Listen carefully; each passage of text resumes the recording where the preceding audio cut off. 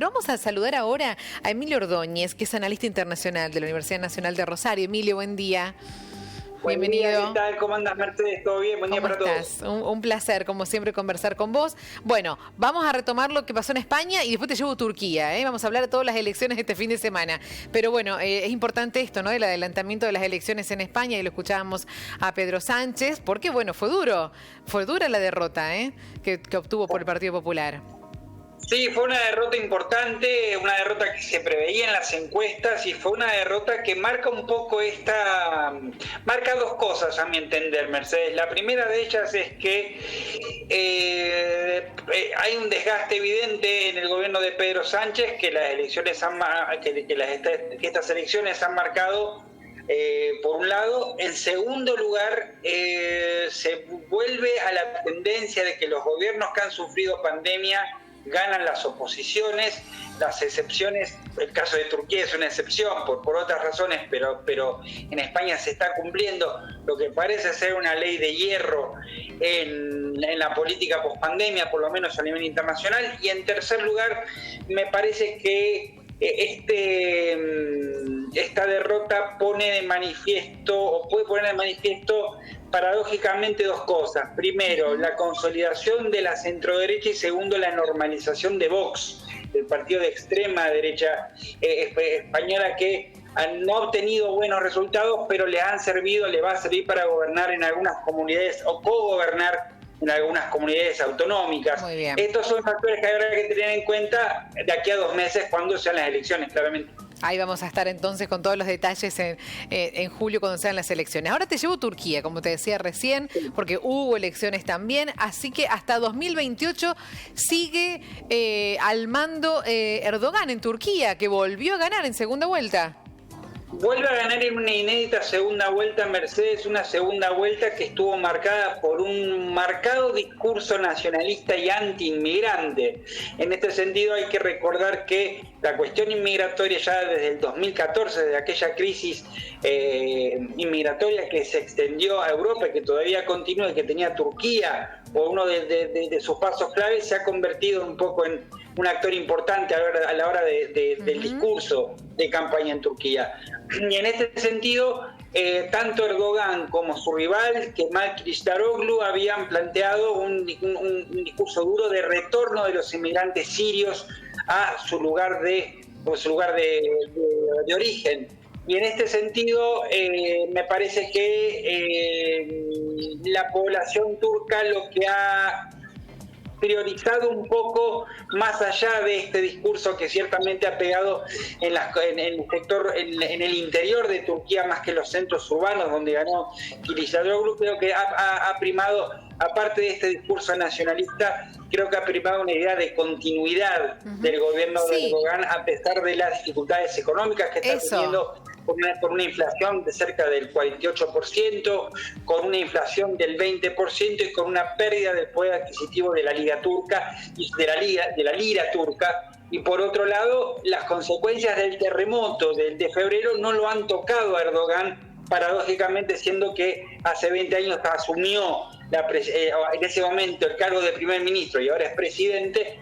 Había asumido justamente para arreglar las cuestiones edilicias referentes al terremoto, y lo que ha dejado el terremoto fue que nada de esto se había arreglado y aún así ganó. Y esto nos dice que Erdogan representa para el pueblo turco, para el electorado turco, la continuidad en contra de un Kılıçdaroğlu que se mostró, a pesar de su cambio de discurso, desde un discurso más socialdemócrata a uno más nacionalista, se muestra con una alianza política mucho más lábil y con un parlamento en contra. O sea que lo que estamos viendo es que Erdogan consolida su poder y que el electorado turco parece preferir presidentes con poder consolidado, tanto a nivel electoral como a nivel parlamentario. 20 años, Emilio, 20 años en el poder lleva, 20, y se queda 5 años más en el poder, sí señor.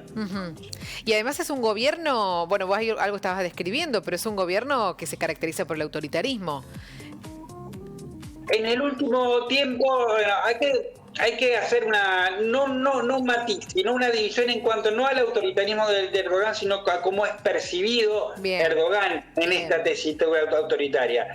Hay que recordar que hace 20 años están en el poder, como bien decís, Mercedes, y en ese sentido una primera etapa fue marcada por una interlocución hacia Europa favorable. Recordemos que Turquía tiene como objetivo, uno de sus objetivos prioritarios es entrar en la Unión Europea. Hoy esa agenda está un poco estancada, en gran parte justamente por esta deriva autoritaria de Erdogan.